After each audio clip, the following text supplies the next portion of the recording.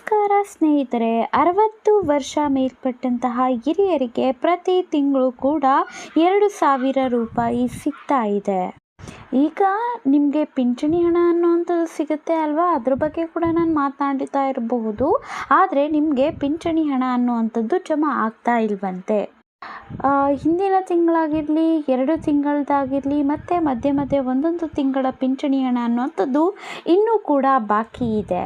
ಈಗಾಗಲೇ 2 ತಿಂಗಳಿಂದ ಕೂಡ ಪಿಂಚಣಿ ಹಣ ಅನ್ನುವಂಥದ್ದು ಸರಿಯಾಗಿ ಜಮಾ ಆಗ್ತಾ ಇಲ್ಲ. ನಮ್ಮ ಒಂದು ಸಿದ್ದರಾಮಯ್ಯ ಸರ್ಕಾರ ಅಂತಂದರೆ ರಾಜ್ಯ ಸರ್ಕಾರ ಯಾವಾಗ ಈ ಒಂದು ಪಿಂಚಣಿ ಹಣವನ್ನು, ಬಾಕಿ ಇರುವಂತಹ ಪಿಂಚಣಿ ಹಣವನ್ನು ಜಮಾ ಮಾಡುತ್ತೆ? ಹಾಗಾದರೆ ಈಗಾಗಲೇ ಪ್ರತಿ ತಿಂಗಳು ಕೂಡ 5ನೇ ತಾರೀಕಿನ ಒಳಗಡೆನೆ ಪಿಂಚಣಿ ಹಣವನ್ನು ಜಮಾ ಮಾಡಬೇಕಾಗಿತ್ತು. ಆದರೆ ಈಗ ಪ್ರತಿ ತಿಂಗಳು ಕೂಡ ನೋಡ್ತಾ ಇದ್ದೀವಿ, ಪ್ರತಿ ತಿಂಗಳು ಕೂಡ ಲೇಟ್ ಆಗ್ತಾನೆ ಇದೆ ಅಂತ ಹೇಳ್ಬಹುದು. ಹಾಗಾದರೆ ನಿಮಗೆ ಯಾವಾಗ ಪಿಂಚಣಿ ಹಣ ಅನ್ನುವಂಥದ್ದು ಬರುತ್ತೆ, ಮಧ್ಯದಲ್ಲಿ ಪಿಂಚಣಿ ಹಣ ಸ್ಟಾಪ್ ಆಗಬಾರ್ದು ಅಂದರೆ ಏನು ಮಾಡಬೇಕು? ಇದೆಲ್ಲದರ ಬಗ್ಗೆ ಕೂಡ ಮಾಹಿತಿಯನ್ನು ಇದೇ ಒಂದು ವಿಡಿಯೋದೊಳಗಡೆ ನಾನು ನಿಮಗೆ ತಿಳಿಸ್ಕೊಡ್ತೇನೆ. ಅದಕ್ಕೂ ಮುಂಚೆ ನೀವೇನಾದರೂ ನಮ್ಮ ಚಾನಲ್ಗೆ ಇನ್ನೂ ಸಬ್ಸ್ಕ್ರೈಬ್ ಮಾಡ್ಕೊಂಡಿಲ್ಲ ಅಂತಂದರೆ ದಯವಿಟ್ಟು ಸಬ್ಸ್ಕ್ರೈಬ್ ಮಾಡ್ಕೊಳ್ಳಿ ವೀಕ್ಷಕರೇ. ಪಿಂಚಣಿ ಹಣವನ್ನು ಪಡ್ಕೊಳ್ತಿರುವಂತಹ ಪ್ರತಿಯೊಬ್ಬರು, ಯಾವುದೇ ಪಿಂಚಣಿ ಹಣ ಪಡ್ಕೊಳ್ತಾ ಇರಲಿ, ಅಂಗವಿಕಲ ಆಗಿರಲಿ, ವಿಧವಾ ಪಿಂಚಣಿ ಆಗಿರಲಿ, ವೃದ್ಧಾಪ್ಯ ಪಿಂಚಣಿ ಆಗಿರಲಿ, ಎಲ್ಲರೂ ಕೂಡ ಈ ಒಂದು ವಿಡಿಯೋನ ಕಂಪ್ಲೀಟಾಗಿ ನೋಡಿ ಸ್ನೇಹಿತರೆ. ನಾನು ಹೇಳುವಂತಹ ಕೆಲಸವನ್ನು ಮೇಯ್ನ್ ಆಗಿ ಹಿರಿಯರು ಮಾಡಬೇಕು, ಹಣ ಅನ್ನುವಂಥದ್ದು ಜಮಾ ಆಗಬೇಕು ಅಂತ ಅಂದರೆ. ಹಾಗಾದರೆ ನೋಡಿ ಸ್ನೇಹಿತರೆ, ಇವಾಗ ಮೇ ತಿಂಗಳು, ಏಪ್ರಿಲ್ ತಿಂಗಳದ್ದು ಕೂಡ ಜಮಾ ಆಗಿಲ್ಲ ಪಿಂಚಣಿ ಹಣ ಅನ್ನುವಂಥದ್ದು ಎಷ್ಟೊಂದು ಜನರಿಗೆ, ಮತ್ತು ಫೆಬ್ರವರಿ ತಿಂಗಳ ಹಣ ಅನ್ನುವಂಥದ್ದು ಕೂಡ ಸರಿಯಾಗಿ ಜಮಾ ಆಗಿಲ್ಲ. ಒಂದಷ್ಟು ಜನಕ್ಕೆ ಆಗಿದೆ, ಒಂದಷ್ಟು ಜನಕ್ಕೆ ಜಮಾ ಆಗಿಲ್ಲ.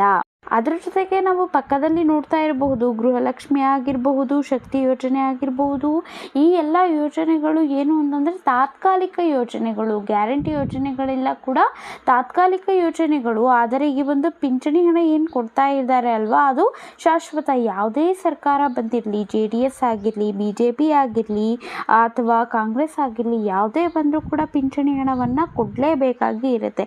ಇದು ಯಾವುದೇ ರೀತಿಯಾದಂತಹ ಯಾವುದೋ ಒಂದು ಸರ್ಕಾರ ತಂದಿರುವಂತಹ ಗ್ಯಾರಂಟಿ ಯೋಜನೆ ಅಲ್ಲ. ಯಾವುದೇ ಸರ್ಕಾರ ಬಂದರೂ ಕೂಡ ಪಿಂಚಣಿ ಹಣವನ್ನು ಕೊಡಲೇಬೇಕು. ಅದೇ ಗ್ಯಾರಂಟಿ ಯೋಜನೆಗಳಾದರೆ ಕೊಟ್ಟರು ನಡೆಯುತ್ತೆ, ಕೊಟ್ಟಿಲ್ಲ ಅಂತಂದ್ರೂ ನಡೆಯುತ್ತೆ.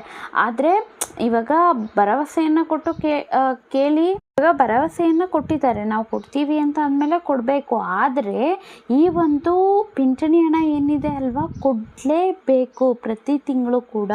ಇದು ಎಲ್ಲ ಹೆಂಗೆ ಅಂತ ಅಂದರೆ ತಾತ್ಕಾಲಿಕ ಅಂತೂ ಅಲ್ಲ, ಪರ್ಮನೆಂಟ್ ಆಗಿ ಒಂದು ಶಾಶ್ವತ ಯೋಜನೆ ಅಂತಲೇ ಹೇಳಬಹುದು ನಾವು.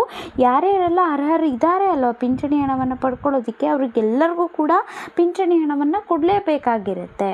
ಹಾಗಾದರೆ ಅಂತಹ ಪಿಂಚಣಿದಾರರಿಗೇನೆ ಪಿಂಚಣಿ ಹಣ ಸರಿಯಾಗಿ ಹೋಗ್ತಾ ಇಲ್ಲ ಅಂತಂದರೆ ಸರ್ಕಾರ ಏನು ಮಾಡ್ತಾ ಇದೆ ಅನ್ನುವಂಥದ್ದೇ ಅಲ್ವಾ ಎಲ್ಲರದ್ದು ಕೂಡ ಪ್ರಶ್ನೆ ಆಗಿಬಿಡುತ್ತೆ. ಇವಾಗ ಸರ್ಕಾರದ ಆರ್ಥಿಕ ಪರಿಸ್ಥಿತಿ ಅಂತೂ ಹದಗೆಟ್ಟಿದೆ ಅಂತಲೇ ಹೇಳ್ಬಹುದು. ಸರ್ಕಾರದ ಬಳಿ ಹಣ ಇಲ್ಲ, ಈ ರೀತಿಯಾಗಿಯೇ ವಿರೋಧ ಪಕ್ಷದವರು ಕೂಡ ಹೇಳ್ತಾ ಇರೋವಂಥದ್ದು. ಈಗಾಗಲೇ ತುಂಬ ಸಾಲ ಮಾಡಿಕೊಂಡಿದೆ ನಮ್ಮ ಒಂದು ಕರ್ನಾಟಕ ರಾಜ್ಯ ಸರ್ಕಾರ. ಇದೇ ರೀತಿಯಾಗಿ ಹೋಗ್ತಾ ಇತ್ತು ಅಂದರೆ ಇನ್ನೂ ಕೂಡ ಸಾಲ ಜಾಸ್ತಿ ಆಗುತ್ತೆ. ಸೊ ಭಾರತದಲ್ಲೇ ನಂಬರ್ 1 ಸ್ಥಾನದಲ್ಲಿ ಬಂದುಬಿಡುತ್ತೆ ಸಾಲನ ಜಾಸ್ತಿ ಪಡ್ಕೊಂಡಿರೋ ಅಂಥದ್ರಲ್ಲಿ ಅಂತ ವಿರೋಧ ಪಕ್ಷದವರು ಕೂಡ ಹೇಳ್ತಾ ಇರುವಂಥದ್ದು. ಇಲ್ಲಿ ನೋಡಿದ್ರೆ ಗೃಹಲಕ್ಷ್ಮಿಯಲ್ಲಿ ಕೂಡ ಸರಿಯಾಗಿ ಹಣವನ್ನು ಆಗ್ತಾ ಇಲ್ಲ. ಶಾಶ್ವತವಾಗಿರುವಂತಹ ಈ ಒಂದು ಪಿಂಚಣಿ ಹಣದಲ್ಲೂ ಕೂಡ ವ್ಯತ್ಯಾಸ ಆಗ್ತಾ ಇಲ್ಲ, ಬಾಕಿ ಉಳಿಸ್ಕೊಳ್ತಾ ಇದ್ದಾರೆ. ಹಾಗಾದರೆ ಪ್ರಜೆಗಳೆಲ್ಲ ಕೂಡ ಏನಂತ ತಿಳ್ಕೋಬೇಕು ಇದ್ರ ಬಗ್ಗೆ? ಪಾಪ ಈ ಮಹಿಳೆಯರಾಗಿರಬಹುದು ಮತ್ತು ಪಿಂಚಣಿ ಹಣವನ್ನು ಪಡ್ಕೊಳ್ತಿರೋವಂಥವ್ರಾಗಿರ್ಬೋದು, ಎಷ್ಟು ಸಲ ಬ್ಯಾಂಕ್ಗೆ ಹೋಗಿ ಬರ್ತಾರೆ ಹಣ ಅನ್ನುವಂಥದ್ದು ಜಮಾ ಆಗಿದೆಯಾ ಆಗಿಲ್ವಾ ಅಂತ. ಯಾಕೆಂತಂದರೆ ಆ ಒಂದು ಹಣಕ್ಕೋಸ್ಕರ ಕೂಡ ವೆಯ್ಟ್ ಮಾಡೋವಂಥವ್ರು, ಕಮಿಟ್ಮೆಂಟ್ಸನ್ನು ಇಟ್ಕೊಂಡಿರೋವಂಥವ್ರು ತುಂಬ ಜನ ಇರ್ತಾರೆ.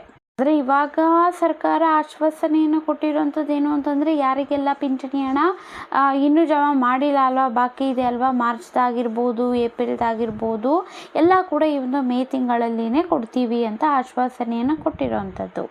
ಸರ್ಕಾರಕ್ಕೆ ಅಂತೂ ತುಂಬಾ ಲೋಡ್ ಬೀಳುತ್ತೆ ಅಂತ ಹೇಳ್ಬೋದು. ಯಾಕಂದರೆ ಗೃಹಲಕ್ಷ್ಮಿ ಹಣ ಕೂಡ ಒಂದು 4 ತಿಂಗಳದ್ದು ಇನ್ನೂ ಕೂಡ ಕೊಟ್ಟಿಲ್ಲ. ಪಿಂಚಣಿ ಹಣ ಕೂಡ ಬಾಕಿ ಉಳಿಸ್ಕೊಂಡು ಬರ್ತಾ ಇದ್ದಾರೆ ಅಂತಂದರೆ ನಿಜವಾಗ್ಲೂ ಯಾವಾಗ ಕೊಡ್ತಾರೆ ಏನು ಅನ್ನುವಂಥದ್ದನ್ನು ಕಾದು ನೋಡಬೇಕಾಗಿದೆ.